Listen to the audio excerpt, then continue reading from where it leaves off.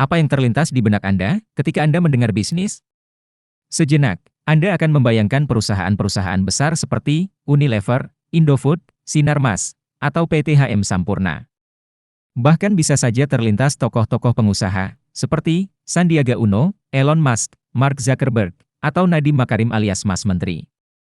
Sebelum melanjutkan untuk menyimak video dari Income, kontribusi Anda dibutuhkan agar Income Channel dapat berkembang.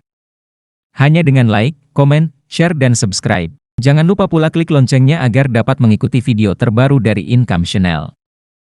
Menurut Steinhoff, business is all those activities involved in providing the goods and the services needed or desires by people. dalam pengertian konteks ini, bahwa kegiatan bisnis sebagai aktivitas penyedia barang dan jasa yang diperlukan atau diinginkan oleh konsumen, dapat dilakukan oleh organisasi perusahaan yang memiliki badan hukum, badan usaha, maupun perorangan. Menurut Steinhoff, fungsi yang dilakukan oleh aktivitas bisnis dapat dikelompokkan ke dalam 3 fungsi dasar, yaitu memperoleh bahan baku, mengolah bahan baku, dan mendistribusikan produk kepada konsumen. Memperoleh bahan baku. Perusahaan yang bergerak di bidang industri manufaktur akan berusaha memperoleh bahan baku dengan harga optimal, serta terjaga kesinambungan pasokannya. Harga perolehan bahan baku yang lebih tinggi daripada pesaing memiliki potensi untuk menyebabkan perusahaan kehilangan daya saing di pasar global. Di sisi lain, pasokan bahan baku yang tidak berkesinambungan akan mempengaruhi keberlanjutan produksi. Mengolah bahan baku. Pada fungsi dasar ini, pelaku bisnis mengolah bahan baku yang diterima menjadi produk. Contohnya perusahaan Indofood yang sukses mengolah bahan baku tepung menjadi mie instan. Mendistribusikan produk kepada konsumen. Kegiatan ini hampir dapat dilakukan oleh para pelaku bisnis. Kegiatan distribusi produk dari produsen kepada konsumen melibatkan berbagai perusahaan bisnis lainnya, seperti distributor, ekspedisi, asuransi, grosir, toko, hingga pengecer. Kegiatan distribusi produk dapat dilakukan secara langsung oleh produsen kepada konsumen akhir, yaitu dengan menggunakan sistem penjualan langsung, direct selling. Namun, hal ini sangat berbeda dengan kegiatan penjualan tidak langsung, di mana anggota saluran distribusi, misalnya toko, melakukan imbuhan atau tambahan harga terhadap harga jual produk yang dipasarkannya.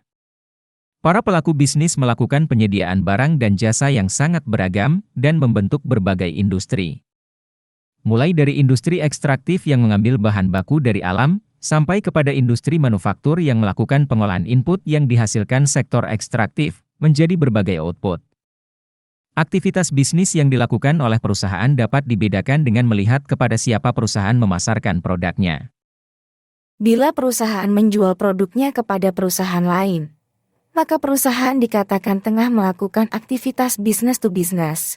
Aktivitas bisnis lainnya adalah aktivitas bisnis yang dilakukan oleh perusahaan yang menjual produknya langsung kepada konsumen. Aktivitas ini dapat disebut dengan business to consumer. Apabila aktivitas bisnis dilakukan oleh perusahaan, memasarkan atau menjual produknya kepada pemerintah, maka aktivitas ini disebut business to government. Namun, kembali menurut Steinhoff bahwa bisnis pun dapat dilakukan perorangan. Bisnis yang dilakukan para pelaku bisnis tidak hanya mengandalkan keuntungan atau laba sesaat, melainkan diharapkan dengan adanya laba maka perusahaan dapat menumbuh kembangkan usahanya, menjadi usaha yang semakin besar, dan semakin menguntungkan. Para pelaku bisnis melakukan aktivitas bisnis untuk mencapai berbagai tujuan. Dalam kaitan ini, tujuan dapat dirumuskan sebagai hasil akhir yang ingin dicapai oleh para pelaku bisnis dari bisnis yang mereka lakukan.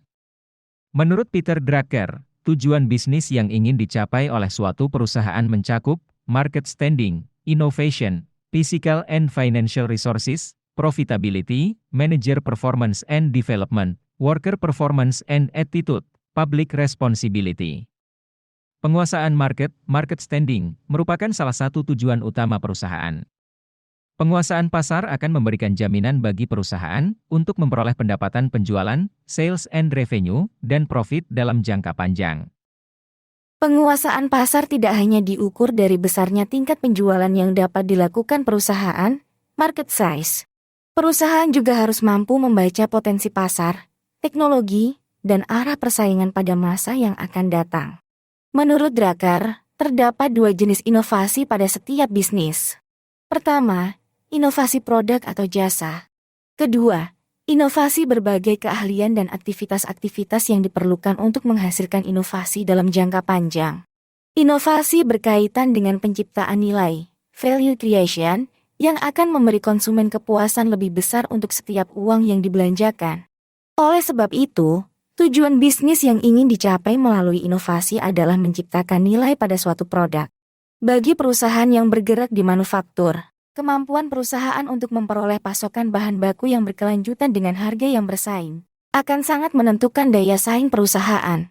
Selain penguasaan terhadap sumber daya fisik, seperti kapasitas pabrik, fasilitas pergudangan, dan lain sebagainya, perusahaan harus memiliki penguasaan sumber daya keuangan yang memadai. Para pelaku bisnis yang memiliki badan usaha, seperti perseroan terbatas, persekutuan komanditer, CV, firma, dan koperasi, merupakan contoh badan usaha yang bertujuan menghasilkan laba. Demikian pula, kegiatan usaha yang dilakukan perorangan tujuan utama lainnya untuk menghasilkan profit. Manajer merupakan orang yang secara profesional bertanggung jawab terhadap pencapaian tujuan organisasi. Untuk dapat mengelola perusahaan dengan baik, manajer perlu memiliki berbagai pengetahuan, kemampuan, dan perilaku tertentu yang berkaitan dengan profesinya. Dengan demikian, peningkatan kinerja dan pengembangan kemampuan manajer melalui serangkaian kegiatan kompensasi yang menarik, serta program training dan development secara berkelanjutan, harus menjadi tujuan dari setiap perusahaan. Hal penting yang harus diketahui oleh perusahaan adalah sikap para karyawan terhadap pekerjaan dan juga perusahaan. Untuk kepentingan jangka panjang, maka sikap para karyawan terhadap perusahaan dan pekerjaan perlu diperhatikan agar dapat bekerja dengan baik. Bisnis harus memiliki tanggung jawab sosial seperti memajukan kesejahteraan masyarakat, mencegah terjadinya polusi, dan menciptakan lapangan kerja. Pada tingkat paling dasar, perusahaan melakukan berbagai aktivitas yang berkaitan dengan pengendalian dan pencegahan polusi.